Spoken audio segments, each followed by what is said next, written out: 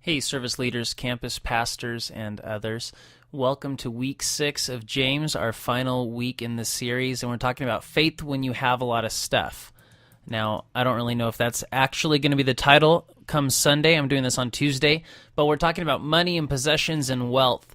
And that's really the topic here. James 5, 1 through 6. James uses some of his strongest language to warn those who are rich, to warn those who have a lot of stuff and were oppressing people that didn't have as much. This was a common problem in James's day. There was a huge divide between the rich and the poor.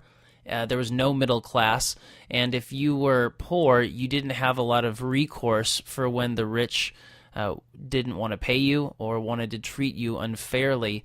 And so what James does is he shows us God's perspective, and that God is going to take notice of people, especially rich people, as they oppress the poor, and God is going to do something about that. One day he will judge them.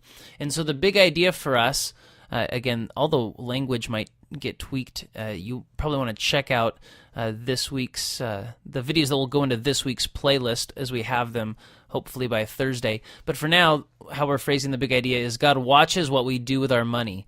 God is really concerned with what we do with our money, not just for those who might be in the 1%, but for the rest of us who don't maybe really feel like we're super wealthy.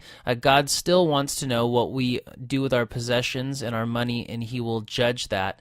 And God, again, uses some really strong words to describe what is going to happen to be people who are not honest and ethical with their money. And so because God watches what we do with our money, we've kind of got three things here. The first is be ethical in business. This whole section has a strong business vocabulary behind it. It's got a business image. James is viewing rich landowners who weren't paying and were being unethical to their employees, to their day laborers. And so God wants us to, if we're going to want to honor God, then God wants us to be ethical with our money. And so we can apply this to employers, not to cheat their workers, managers, business owners, even students, encouraging them to be ethical at school, Christian students, because if they're not ethical in school, chances are they won't be ethical later on. And then, of course, the next one would be honest with money. So we talked about being ethical in business in general, but now for those of us, just all of us being honest with our money, meaning that we should pay what we owe, we should pay our bills, we shouldn't try and get out of paying what we owe, we should pay our taxes. As much as some of us might have issues with some of the taxes that we're charged, or the amount of taxes that we're charged, God calls us to pay our taxes, Romans 13:7, which is very clear. Jesus himself paid taxes. And so we have a lot of different ways that we can apply this about being honest or having integrity with our money. Again, how we say that might change by Sunday. But the point, one of those strong reasons for that is Matthew 5:16. And Jesus says, in the same way, let your light shine before others, that they may see your good deeds and glorify your Father in heaven. And part of the reason why it's so important to be honest and ethical in our business dealings and with our money is because we have the opportunity to either glorify God and point people to him with our actions, or cause people to doubt God. And if we're not honest, if we're not ethical, then we are going to be a horrible testimony for people, and we are going to turn people off to God, which should never be the case as Christians, certainly. And then finally, God calls us to be good stewards of money. God talks about these rich people and how they live in luxury, and this is a particularly American problem, how most Americans, the vast majority of Americans, are quite rich compared to the rest of the world. And many of us, we indulge ourselves. Maybe we don't all drive really fancy cars or have new homes, although some of us might have those things.